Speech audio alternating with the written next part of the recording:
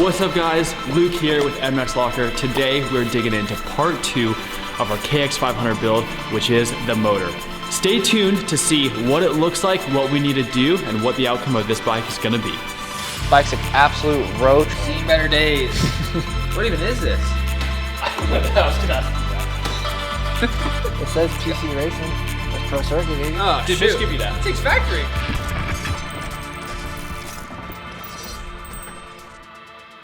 All right, some of you guys might think Mumphy and I are taking this motor apart. We're actually not. We've got our buddy Cole back here. He's taking the motor apart for us. So, without further ado, here is our guy. Give us an intro. You've got the mic. Oh, sorry. Give us an intro. Cole Tompkins, and today we are working on a beautiful KX500 engine for Carson Mumford and MX Locker. And today we are just going to evaluate and see the damage inside this old girl and get her all brand new again. What do you think of this right here? What do we got going there? Looks like we got a little bit of classic drain bolt action. A little bit of, let's see this thing. Ooh, nice little strip drain plug with a little bit of J-B Weld on this side. For the age of it, it's not bad. Seen worse. But the cool thing is, it's got a beautiful flywheel weight. Oh wow. Big flywheel weight. Is that to slow the 500 down? Make it a little bit smoother? Or give it like more of that bottom end torque. Just depending on the size. Like she needs more torque. Yeah. Oh, I get you, bro. This thing looks pretty good. Airbox, have you checked the airbox out? Oh my god, it's insane. Mumford's going big, dude. Dude, look at this. That's crazy. Whoa. Carbon fiber racing, I guess, is what it's called on Instagram. It's pretty legit. That's sick, huh? It's really nice. Dude, and then look at Dude, dirt is so light. these guys. Let's see it. Ready? Factory 500. That's pretty nice. sick. Look at that. What more could you ask for? Everyone wants it fun. I've never seen pliers like that. These? Yeah. Yeah, you can use them on forks too. Really? Yeah, they're snap-on. Ooh. Big snap-on guy? Yeah. Forever and dead, right? Fancy. I have snap-on too. You No, should see you his snap-on box. Yeah. don't. I think I could try this. I think I could do this. I might need some tools, but 1/3 of a cup I think of coolant in this thing. And there's about 120 cc's of oil. If that. Good old intake boot. It's been weathered. Let's look and see these reeds. Not that bad a condition. You can see just the hairlines just starting to wear out, but for the most part, This is almost too easy, Cole. not too bad. It's honestly, for as old as this is, it's actually in pretty solid condition. Little pitting, but that's why Fathead came through. We'll have a nice new Fathead on this.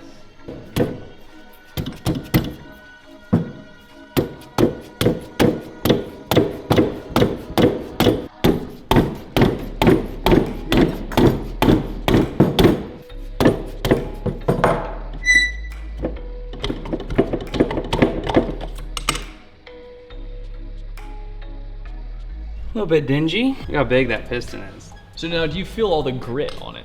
Yeah. What is that? Well, Because I don't feel like it's sand.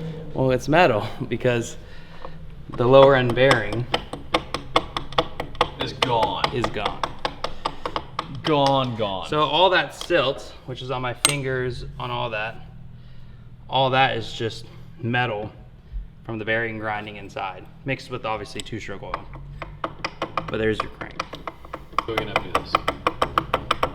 Our guy. Our guy, Andrew Langston. Our one and only. One and only crank repair right down the road from here. We'll get this crank back to top notch, better than OEM quality. So we'll bring him this over probably today, actually. Mumphy better get his wallet out. Mumphy better write us a check. And there's a little bit piece of the bearing right there. Oh no. It's all metal. Oh yeah, get a video of this. Just a good old chunk of, looks like J-B Weld. No way. Yeah. Not J-B Weld. This thing's pretty much made to J-B Weld. It's not bad for it to still be a runner. And more metal from the crank. The J-B Weld's kind of scaring me, especially like a big clump like that. That's pretty awesome. What could be the worst possible situation here? With something this old, obviously cases are a must, but my big concern is shifting components. Shifting components are going to be a big issue if we have damaged ones. Right here. Here you go. See that gear right there? That's delaminating. So this gear is no good. This gear will break. You're looking at the points on these tips. You don't want them rounded off in any kind of way, because that will give you your false neutrals and not a clean shift. He's gonna need a couple transmission gears, Luke. Dude, What? there's just piles of What is JB. this? Just J-B Weld. Is that just J-B Weld? Chilling. No way. What? Oh my, they plugged the hole that goes through the case with J-B Weld. Let me see. Down in there. You see that right Oh, here? just it's all, yeah, it's deep. Dude. It just fell into the ground, that big old chunk. Oh my goodness. I don't know what they're J-B welding though. Like there's, That's a little worrisome, then it's just like, what are we gonna find, you know? What else could you expect? You know? Take apart an old bike, you're gonna find old parts. And J-B Weld. And J-B Weld, depending on where the bike came from, so. I'd be curious to know its story, right? Like, if you could see its timeline of, you know, who owned it when and who decided to put the J-B Weld, who put all the silicone, like, you guys saw this in part one, right? Where we were taking apart the bike and the pipe was J-B welded on, and then the frame guards were siliconed on, and it's like, makes you intrigued as to why people do certain things certain ways, but hey, we're gonna get this bike back to as good as new, as good as we can get it. So we're excited and it'll be a fun process. Hey, I mean, J-B Weld is getting insane plugs in this video, so maybe we should put that as like the, you know, the Google clicks, so we get some extra clicks on this one. if Luke had a press, we'd be in, but it's something Luke does not have. So we have to get a little creative. Plan B, a little aluminum, because since the shaft or the crank is steel, luckily we usually try not to ever hit on the crank side, but in this case, since we don't have a press, we're gonna have to get a little crazy with it.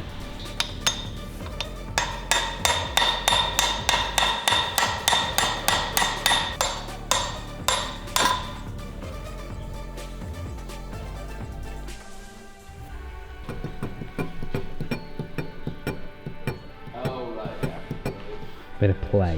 A little bit of play. That's where you don't want play. Side to side's okay. Up and down, no. Can't even move it.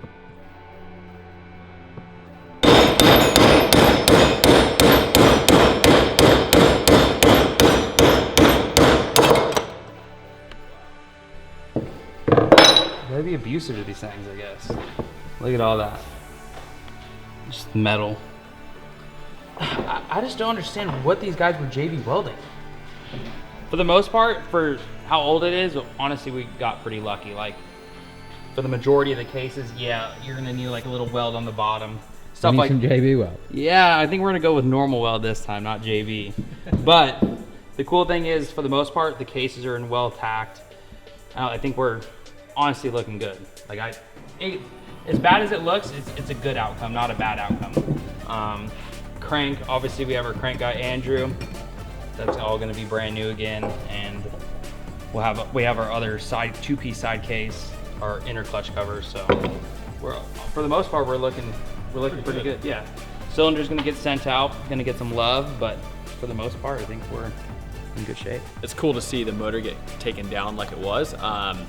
We know what we need to do, the parts we have to get, and ultimately at this point it's just ordering all the stuff, get everything cleaned, get the issues fixed like Cole was saying, and then really then start putting it back together. We've got some really cool parts for the chassis that have already come.